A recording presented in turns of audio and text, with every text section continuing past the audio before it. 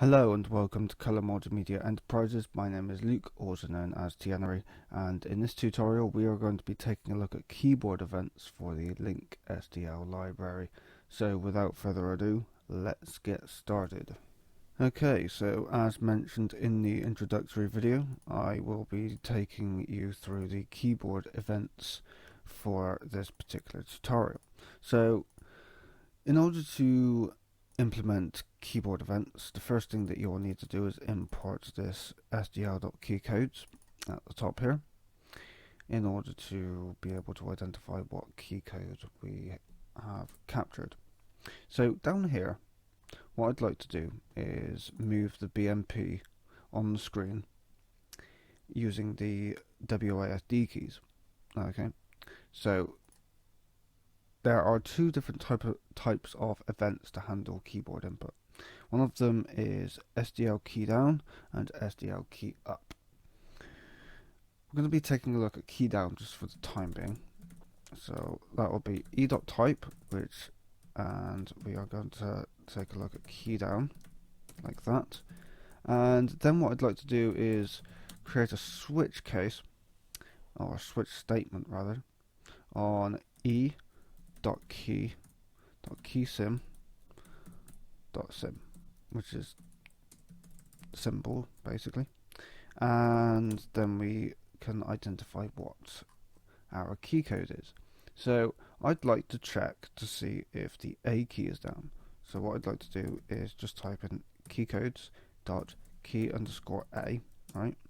So every single key within the keycodes class starts with key followed by an underscore and then the letter or number that is to be pressed, or whatever the symbol might be. It could be a semicolon, but you wouldn't type it like that, obviously. It would probably be more like semicolon, like that, right? So, but for the time being, we're just gonna leave it like that. And what I'd like to do is do BMP dot x minus equals 1, because of course that's the direction that we want it to go in. We want to go left, so we would do bmp.x minus equals 1. Keycodes key underscore d, so that would be bmp.x plus equals 1, and the same for up and down as well. So key underscore w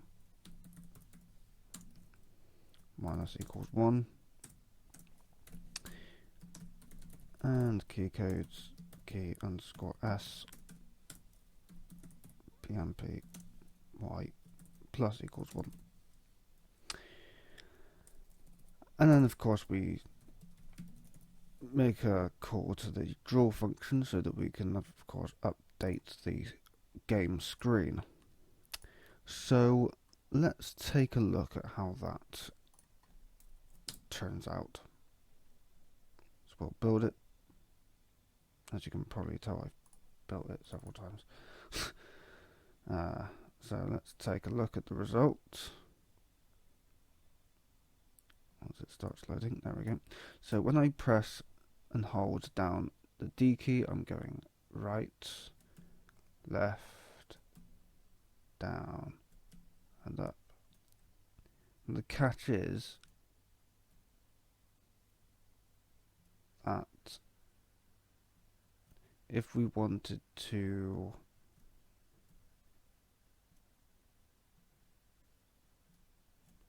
go, I don't know, perhaps we want to go slightly faster. Now the problem with the current code is that it's not really tied into the frame rate as much, if that makes much sense. So what I'd like to do is, instead of updating it within the actual key event, actually update it within the draw function when we actually update it. So essentially what happens is, when we check the events, we are going from from the time it takes for the events to elapse to actually drawing the current state. That is essentially one frame. Okay.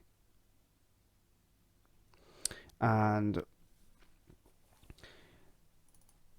what we're doing is every frame. So what we're doing by doing this is for every frame we are plussing and minusing 1, which sounds good, but it really isn't, and I'll show you in a minute. So what I'd like to do is instead I am going to create two variables, which is going to be an X and Y, and obviously those are going to stay the same. So what I'm going to do is in here, instead of doing the plus and minus equals, what I'm going to do is instead set these X and Y to these values here. So this is going to be Y is equal to -1 for W, and Y is equal to 1 here. So now what I'd like to do is do e.type is equal to SDL key up, and in here what I'd like to do is do a switch on the exact same thing and check to see if those values, if for example when we press and release on the W key we want to reset the X to 0, for example, but if for example we decide okay we want to go down, so we hold W, we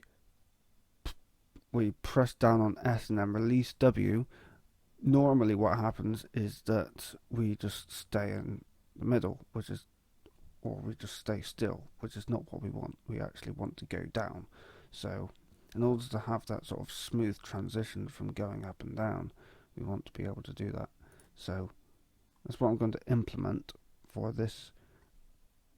So what I'm going to do is case key codes key A, and this time what I'm going to do is I'm going to check to see if X is less than 0. So we're checking to see if the A key is down or was down previously, and if it was, then we're going to 0 X, right? What we also want to do, so we want to do the same for each of them. Key D. So if X is greater than 0, X is equal to 0, like that.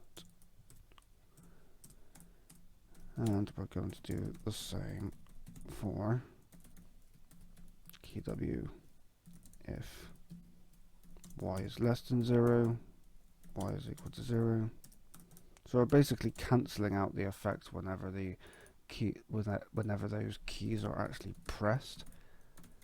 Key S. If Y is greater than 0, Y is equal to 0. Okay. So now what I'd like to do is in our draw function is just say bmp.x plus equals x and bmp.y plus equals y, like that. So let's save it, build it, and take a look at the results. So if we go back into our main.exe, now that already feels a lot better. Instead of it moving on a frame by frame basis, it's now moving sort of on a, well, it's still moving on a frame by frame basis obviously, but it appears a lot smoother. It's less stiff, and that's what I definitely prefer about it. And as I move around on the keyboard, the transition isn't quite good because obviously we didn't really have any real physics in this, but